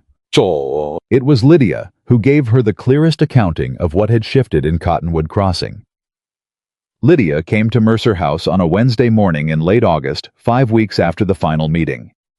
She sat across from Rebecca at the kitchen table with her coffee and her composed posture, and said without preamble, "The Church Social Committee would like to name you to the planning board for the fall harvest gathering." Rebecca looked at her. "That's new," she said. "Yes," Lydia said. "I was not on that board last year." "No," Lydia said. "You were not." She paused. "Last year we had different priorities." Rebecca looked at her steadily. "And this year?" "This year," Lydia said, "we'd like the woman who managed her household accounts carefully enough to catch something. 6 ranchers and a community lawyer missed to help us manage the gathering's finances." She picked up her coffee. "Practically speaking, you're the most qualified person for it. And socially speaking," Lydia met her eyes. "Socially speaking, the committee has updated its understanding of what qualifies as respectable." Rebecca was quiet for a moment. She thought about the first meeting and Lydia avoiding her eyes and the long road from that night to this kitchen table. "I'll be on the board," she said. "Good," Lydia said. "We meet Thursday afternoons." She stayed for another cup of coffee, and they talked about practical things, gathering dates, supply lists, what the church kitchen needed that it didn't have. By the time Lydia left, they had solved 3 organizational problems that had apparently been plaguing the committee for 2 years. At the door, Lydia paused. "You never asked me why I kept that receipt for 3 years." Rebecca looked at her. "No," she said. I didn't. I kept it because my husband told me to, Lydia said. The day he asked me to sign it, he said, "Keep this somewhere safe, Lydia." He didn't say why. He died 4 months later. She paused. I think he knew something wasn't right. I think he wanted there to be a record. She straightened her coat. I'm glad it was useful. She left. Rebecca stood in her doorway for a long moment, thinking about Lydia's husband, a man she had barely known, and the small quiet act of asking his wife to keep a piece of paper in a safe place, not knowing exactly why, only knowing it mattered. Small acts. The whole story had been built on them. The harvest gathering came in mid-September, and Mercer House provided the bread, 4 dozen loaves delivered the morning of warm from her oven. It was practical and straightforward, and she did not make anything of it. But when she carried the last basket through the hall door, a woman she barely knew stopped her and said, "You're Mrs. Mercer from the boarding house." "Yes," she said. "My husband bought through Pritchard for 8 years," the woman said. "He's been looking at the market rates since Mr. Calder's inquiry. He wanted me to tell you." She stopped, collected herself. "We didn't know. For 8 years we just didn't know." Rebecca looked at her. "Most people don't," she said, "until someone shows them the numbers." The woman nodded, started to go, turned back. "Thank you," she said, "for showing them." Rebecca carried her basket to the kitchen and unloaded the bread and did not make anything of that either. But she felt it, the particular warmth of something done right. The kind of rightness that wasn't loud and didn't need to be. 1 year from the night of the first meeting, Cottonwood Crossing held a town council session on an ordinary Tuesday evening. The matter under discussion was a proposal to build a second freight road connecting the southern ranches to the depot, bypassing the current route that ran past Pritchard's warehouse. It was a practical proposal, backed by 6 ranchers and supported by 2 freight companies who had been watching the territory's economic shift over the past year. It was also, for anyone who understood the property lines involved, a final signal of where the town's commercial center of gravity was moving. Rebecca had been asked to attend by Jim Calder, who wanted her assessment of the provisioning logistics. She came with her papers the way she always did and sat in the 3rd row. She looked at the room, the same hall, different configuration. A year had rearranged who sat where, who spoke when, and who the room turned toward when something needed to be understood. Amos Bell was in the 4th row. He had given her a single nod when she came in, the contained, complete kind of nod that meant something more than its size. Martha Keene was near the front, which would not have happened a year ago, because a year ago, Martha had not yet been named to the Community Commerce Board, a development that had come directly from the Sutherland Reviews, identifying her laundry as one of the few businesses in town that had been sourcing independently of Pritchard the whole time. Lydia Crane was on this council itself, now having been appointed to fill a vacancy in August. She was taking notes at the council table with the focused precision of a woman who had been managing important things for 30 years and simply hadn't had the official title for it. Wade was in the back row. She had not coordinated this with him. They had their Sunday suppers, their ongoing negotiation of what the rest looked like, and they kept their public and private lives distinct, the way 2 competent independent people naturally did. He was here because he had an interest in the freight road. She was here because Jim Calder had asked her. They were not a unit. They were 2 people who showed up to the same places because they were both engaged in the life of the same community. She looked at him once briefly. He was watching the proposal presentation with his full attention. She turned back to the front. The meeting proceeded. She provided her logistics assessment when Calder asked for it, clear, specific, structured, and the council received it without the particular careful attention they had once paid to whether a widow woman in a boarding house was the right kind of person to address them. She was just a person with information they needed. That was all she had ever wanted to be. The session ended at 8:30. People filed out in the unhurried way of a community that had conducted its business and was now simply going home. Wade found her on the front step. He did not need to say anything. She heard his boots and turned, and they fell into step together, the way they had fallen into the habit of doing after public occasions, walking the 2 blocks toward Mercer House, before he would turn off toward the stable where his horse was. "The freight road's going to pass," he said. I know, she said. Calder has the votes. You gave him the logistics. He needed someone who understood provisioning. I understand provisioning. Yes, he said. You do. He walked in silence for a moment. Gorman thanked you after. I saw. Gorman thanks everyone. It's his primary skill. Wade almost smiled. Fair. They reached her gate. She stopped. He stopped. She looked back at the town hall, 2 blocks behind them, lit from inside the last few people still coming out. A year ago, she said, I stood in that room alone. Not entirely alone, he said. I was in the back row. You were in the back row not doing anything. For about 6 minutes, he said. She looked at him. 6 minutes is a long time when you're standing alone. Yes, he said. It is. I'm sorry for the 6 minutes. She turned back to look at the hall. Lydia was coming out now, talking to another council member with the brisk authority of someone who had things to do tomorrow. Amos Bell came out behind them, and he stopped to hold the door for an older woman who was moving slowly, and the gesture was so natural and unhurried that it looked like who he had always been. Maybe it was. Maybe the courage at the 4th meeting had not made Amos into someone different. Maybe it had just cleared something away that had been covering who he was. Wade, she said. Yeah. I need to tell you something. She looked at him directly. And I need you to hear it as information, not as a door opening or closing. He waited. I'm not going to be easy to be with, she said. I've thought about it clearly over the past few months, and I want you to hear it plainly. I renegotiate. I correct things. I keep my own accounts and my own name and my own counsel on things I think are mine to decide. Mercer House is mine. That doesn't change. I know, he said. I'm not finished. She held his gaze. I am also. She paused, the way she paused when she was being precise. Grateful. To have had someone stand beside me when I needed it. Not in front of me. Not carrying me. Beside me. She paused again. That is not a small thing, and I don't want to be a person who doesn't say so. He looked at her for a long moment. You've been practicing that, he said. For 2 weeks, she admitted. It was good. Thank you. He leaned against the gatepost easy and unhurried and said, You want to know something I've been thinking about for 2 weeks? Probably, she said.